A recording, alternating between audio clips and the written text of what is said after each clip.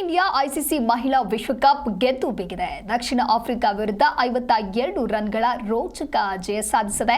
ಏಕದಿನ ವಿಶ್ವಕಪ್ಗೆ ಮುತ್ತಿಟ್ಟಿದ್ದಾರೆ ಭಾರತದ ವನಿತೆಯರು. ಹಾಗಾಗಿ ಸಾಕಷ್ಟು ಸಂಭ್ರಮಾಚರಣೆ ಕೂಡ ಮೊಳಗಿದೆ. ಚೊಚ್ಚಲ ವಿಶ್ವಕಪ್ ಗೆದ್ದು ಭಾರತ ಮಹಿಳಾ ಕ್ರಿಕೆಟ್ ತಂಡ ಜಯಬೇರಿ ಗಳಿಸಿದ್ದಾರೆ. ನವಿ ಮುಂಬೈ ಅಂಗಳದಲ್ಲಿ ಇತಿಹಾಸವನ್ನ ಬರೆದಿದ್ದಾರೆ ವನಿತೆಯರು. ಕೋಟ್ಯಾಂತರ ಭಾರತೀಯರು ಬಹಳ ದಿನದಿಂದ ಕಾಯ್ತಾ ಇದ್ದುದನ್ನು ಭಾರತದ ಹೆಣ್ಣು ಮಕ್ಕಳು ಮಾಡಿ ತೋರಿಸಿದ್ದಾರೆ. 2025ರ ಮಹಿಳಾ ವಿಶ್ವಕಪ್ನ ಫೈನಲ್ ಪಂದ್ಯದಲ್ಲಿ ಆತಿಥೇಯ ಭಾರತ ದಕ್ಷಿಣ ಆಫ್ರಿಕಾ ತಂಡವನ್ನ ಸೋಲಿಸಿ ಚೊಚ್ಚಲ ಬಾರಿಗೆ ಏಕದಿನ ವಿಶ್ವಕಪ್ ಎತ್ತಿ ಹಿಡಿದಿದೆ. ನವಿ ಮುಂಬೈನ ಜಿವೈ ಪಾಟೀಲ್ ಕ್ರೀಡಾಂಗಣದಲ್ಲಿ ನಡೆದಂತಹ ಪಂದ್ಯದಲ್ಲಿ ಟಾಸ್ ಸೋತು ಮೊದಲು ಬ್ಯಾಟಿಂಗ್ ಮಾಡಿದಂತ ಭಾರತ ವನಿತಾ ಪಡೆ ನಿಗದಿತ 50 ಓವರ್ಗಳಲ್ಲಿ 7 ವಿಕೆಟ್ ಕಳೆದುಕೊಂಡು 298 ರನ್ ಕಲೆ ಹಾಕಿತು. ಈ ಗುರಿ ಬೆನ್ನಟ್ಟಿದಂತಹ ದಕ್ಷಿಣ ಆಫ್ರಿಕಾ ತಂಡ 45 ಓವರ್ಗಳಲ್ಲಿ ತನ್ನೆಲ್ಲ ವಿಕೆಟ್ ಅನ್ನು ಕಳೆದುಕೊಂಡು 246 ರನ್ ಕಲೆ ಹಾಕಲಷ್ಟೇ ಶಕ್ತವಾಗಿ 52 ರನ್ಗಳಿಗೆ ಸೋಲೊಪ್ಪಿಕೊಂಡಿತು. ಈ ಮೂಲಕ ಭಾರತ ತಂಡ 3ನೇ ಬಾರಿಗೆ ವಿಶ್ವಕಪ್ ಫೈನಲ್ಗೇರಿ ಟ್ರೋಫಿಯನ್ನ ಎತ್ತಿ ಹಿಡಿಯುವಲ್ಲಿ ಯಶಸ್ವಿಯಾಗಿದೆ.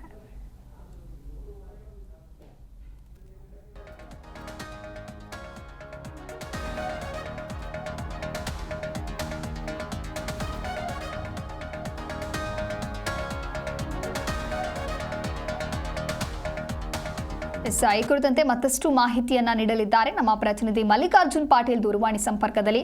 ಪಾಟೀಲ್, ಇನ್ನು ಐಸಿಸಿ ಮಹಿಳಾ ವಿಶ್ವಕಪ್ನ ಟೀಮ್ ಇಂಡಿಯಾ ಗೆದ್ದು ಬೀಗಿದೆ. ಹಾಗಾಗಿ ಒಂದು ಕಡೆ ಸೆಲೆಬ್ರೇಷನ್ ಇದೆ, ಇನ್ನೊಂದು ಕಡೆ ದಕ್ಷಿಣ ಆಫ್ರಿಕಾಗೆ ನೆಗೆಟಿವ್ ಆಗಿದ್ದು ಎಲ್ಲಿ, ಜೊತೆಗೆ ನೆನ್ನೆಯ ಪ್ರದರ್ಶನ ಯಾವ ರೀತಿಯಾಗಿತ್ತು? ಖಂಡಿತ ಒಂದು ಇತಿಹಾಸವನ್ನ ರಚನೆ ಮಾಡ್ಬೇಕು ಅಂದ್ರೆ ಇತಿಹಾಸವನ್ನ ಸೃಷ್ಟಿಸಬೇಕಾಗಿತ್ತು. ಅದು ಆಸ್ಟ್ರೇಲಿಯಾ ವಿರುದ್ಧ ಆಯ್ತು. ಖಂಡಿತವಾಗ್ಲೂ ನಾವು ಆಸ್ಟ್ರೇಲಿಯಾ ವಿರುದ್ಧ ಏನ್ ಮ್ಯಾಚ್ ನ ಗೆದ್ವಿ, ಅಲ್ಲಿಯೇ ಅರ್ಧ ವರ್ಲ್ಡ್ ಕಪ್ ನ ಗೆದ್ಬಿಟ್ಟಿದ್ವಿ. ಅಲ್ಲಿಂದ ದಕ್ಷಿಣ ಆಫ್ರಿಕಾ ಒಂದು ಹೆಜ್ಜೆ ಇತ್ತು. ಆದ್ರೆ ಆ ಒಂದು ಹೆಜ್ಜೆಯನ್ನ ಎಷ್ಟು ಸಲೀಸಾಗಿ ನಮ್ಮ ಭಾರತೀಯ ವನಿತೆಯರು ದಾಟಿದ್ರು ಅಂದ್ರೆ, ಒಂದು ಇತಿಹಾಸ ಅಂದ್ರೆ ಈ 50ರಿಂದ 60 ವರ್ಷ ಆಯ್ತು ವುಮೆನ್ಸ್ ವರ್ಲ್ಡ್ ಕಪ್ ಆರಂಭ ಆಗಿ. ಇದುವರೆಗೂ ಕೂಡ ಭಾರತ ಯಾವುದೇ ರೀತಿಯಾದಂತಹ ಐಸಿಸಿ ಟೂರ್ನಿಯನ್ನೇ ಗೆದ್ದಿರ್ಲಿಲ್ಲ.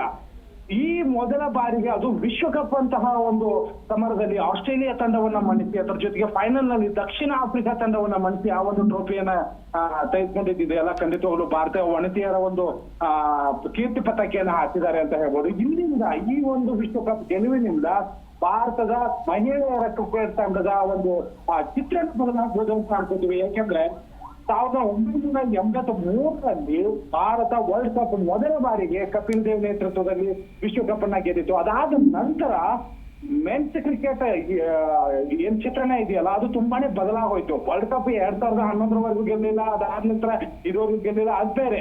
ಆದ್ರೆ ಅಲ್ಲಿಂದ ಶುರುವಾದಂತಹ ಒಂದು ಜರ್ನಿ ಇದೆಯಲ್ಲ, ಭಾರತ ತುಂಬಾ ಅದ್ಭುತವಾಗಿ ಅದನ್ನ ತೆಗೆದುಕೊಂಡಿತ್ತು. ಈಗ ನಂಬರ್ 1 ತಂಡವಾಗಿ ಪರಿಗಣಿಸಿದೆ.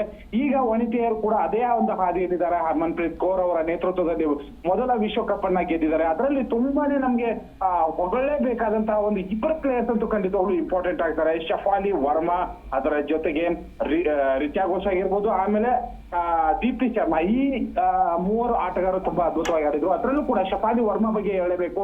ಈ ವಿಶ್ವಕಪ್ ನಲ್ಲಿ ಅವ್ರನ್ನ ಆಯ್ಕೆನೆ ಮಾಡಿರ್ಲಿಲ್ಲ. ಪ್ರತೀಕ್ ಅವರು ಇಂಜುರಿ ಆದ ನಂತರ ಸೆಮಿಫೈನಲ್ ನಲ್ಲಿ ಒಂದು ವೈಫಲ್ಯವನ್ನ ಕಂಡ್ರು. ಆದ್ರೆ ಫೈನಲ್ ನಲ್ಲಿ 87 ರನ್ಗಳ ಜೊತೆಗೆ 2 ವಿಕೆಟ್, ಪ್ರಮುಖ 2 ವಿಕೆಟ್ ಗಳನ್ನ ತೆಗೆದುಕೊಂಡ್ರು.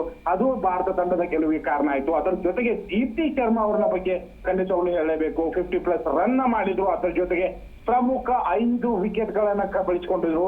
ಇವರಿಬ್ಬರ ಒಂದು ಆಟದ ನೆರವಿನಿಂದ ನಾವು ಇವತ್ತು ಗೆಲ್ಲೋದಕ್ಕೆ ಸಾಧ್ಯ ಆಯ್ತು. ಬಟ್ ಭಾರತ ಮತ್ತು ದಕ್ಷಿಣ ಆಫ್ರಿಕಾ ನಡುವೆ ಒಂದು ಗೋಡೆಯಾಗಿ ನಿಂತಿದ್ದು ಮಾತ್ರ ಸೌತ್ ಆಫ್ರಿಕಾ ಕ್ಯಾಪ್ಟನ್ ಲಾರಾ ಅವರ ಒಂದು ಅದ್ಭುತವಾದಂತಹ ಶತಕ. ಖಂಡಿತವಾಗ್ಲೂ ಒಂದು ಕನಸಂತೂ ಕಂಡಿದ್ರು ಸೌತ್ ಆಫ್ರಿಕಾದವರು.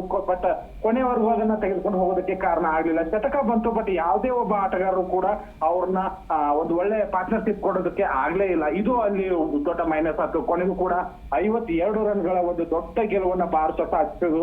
ಇದರೊಂದಿಗೆ ಮೊದಲ ವಿಶ್ವಕಪ್ ಭಾರತಕ್ಕೆ ಬಂತು. ಅಲ್ಲಿ ರೋಹಿತ್ ಶರ್ಮಾ ಕೂಡ ಇದ್ರು. ಭಾರತೀಯ ಅನೇಕ ಲೆಜೆಂಡ್ ಆಟಗಾರರು ಕೂಡ ಹೊರಗಮಿಸಿದ್ರು.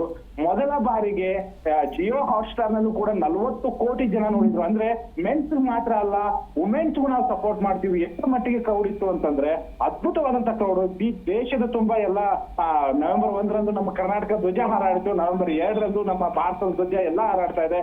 ಇಡೀ ಕ್ರಿಕೆಟ್ ಪ್ರೇಮಿಗಳು ಖುಷಿಯಾಗಿದ್ದಾರೆ ಅಂತ ಹೇಳ್ಬೋದು. ದಿವ್ಯದಾಸ್. ಓಕೆ, ಥ್ಯಾಂಕ್ ಯು ಪಾಟೀಲ್ ನಿಮ್ಮೆಲ್ಲ ಮಾಹಿತಿಗಾಗಿ.